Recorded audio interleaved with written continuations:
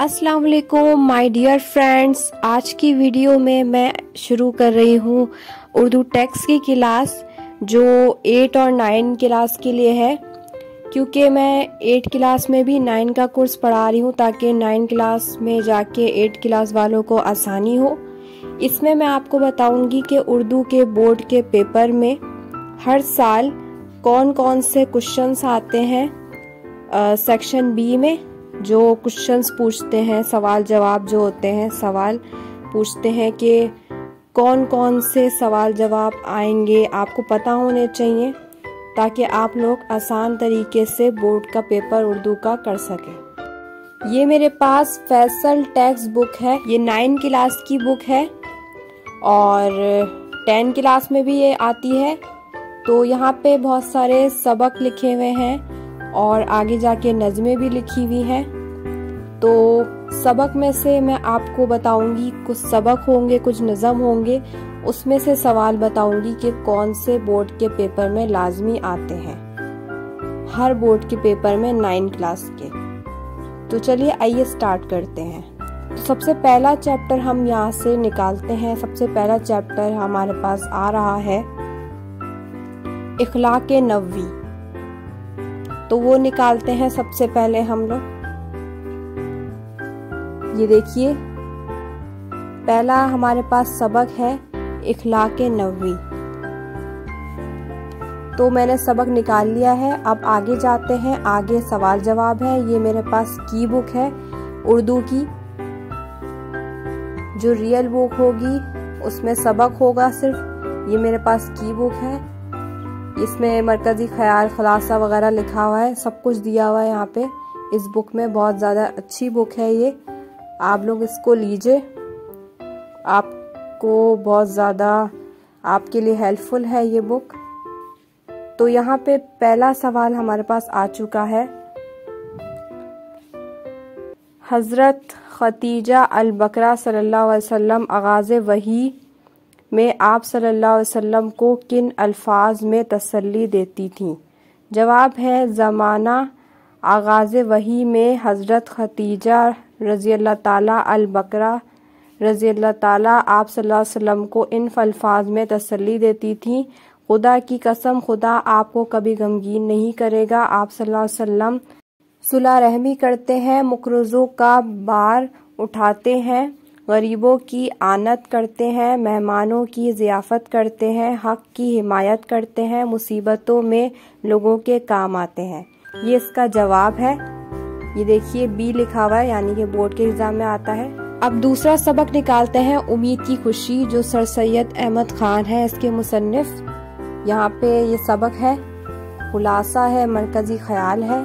सवाल है हमारे पास, उम्मीद हमारी जिंदगी में क्या तब्दीली ला सकती है? उम्मीद एक ऐसी शय है जिस पर दुनिया कायम है। हर इंसान उम्मीद के सहारे जिंदा है। जब हर तरफ नाउमीदी होती है तब उम्मीद इंसान के लिए खुशी का पैगाम ले आती है।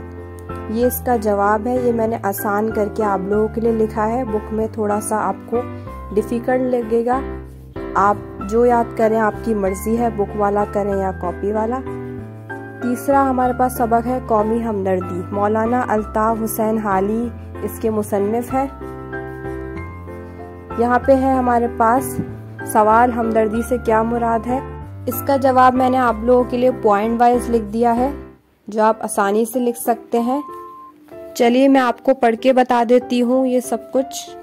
इसका जवाब है, हमें गरीबों के साथ हमदर्दी करनी चाहिए।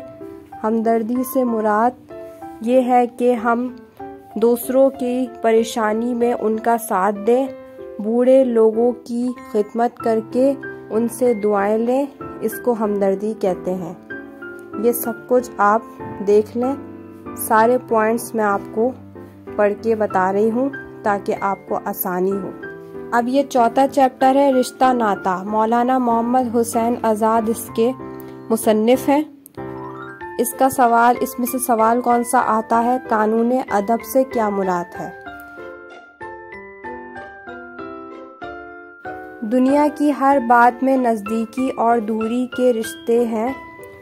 उनकी रियायत और पाबंदी को कानून अदब कहते हैं।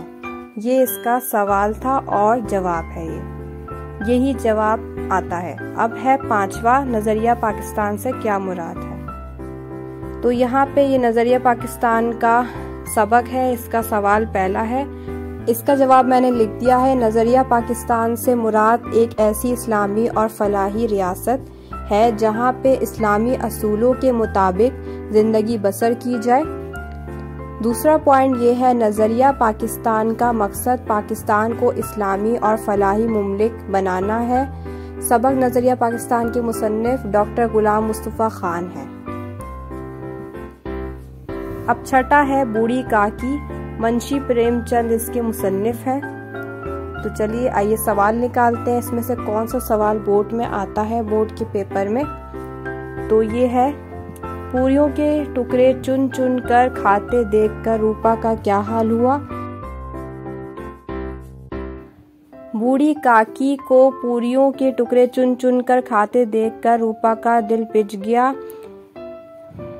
यहाँ तक आप लिख दें, इसे अपने जुल्म और बेइंसाफी का एहसास हो गया। अब है शहीद का सबक। इसमें है, रजिया क्यों रो रही थी। रजिया का भाई जावेद 1 साल पहले अपनी सालगिरह के दिन 1975 की पाक भारत जंग में शहीद हो गया था। 1 साल बाद भाई की सालगिरह और शहादत के दिन अपने भाई की याद में शदीद गमज़दा थी और रो रही थी। अब है सबक नामदेव। नामदेव को बच्चों के इलाज में कैसे महारत हासिल हुई। बागों में रहते रहते नामदेव को जड़ी बूटियों की शनाख्त हो गई थी, जिसकी वजह से उसे बच्चों के इलाज में महारत हासिल हो गई थी। तो ये इसका जवाब है। आप लोग ये सारे सवाल को याद कीजिए, मुझे कमेंट में ज़रूर बताइएगा। बाय।